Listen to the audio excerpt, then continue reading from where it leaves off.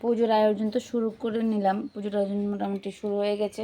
নমদ্য সাজিয়ে নিলাম। এটা আমাদের ঠাকুর আসন, এটা আমাদের লক্ষ্মীর আসন, এটা আমাদের মায়ের আসন, মা এবং বাবার আসন।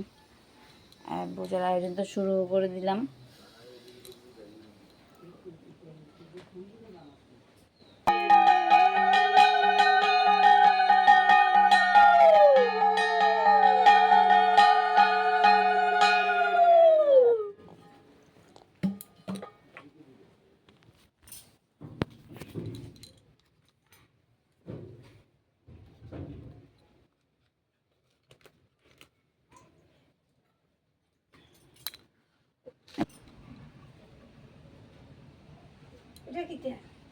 ওই বকগুলো বকটা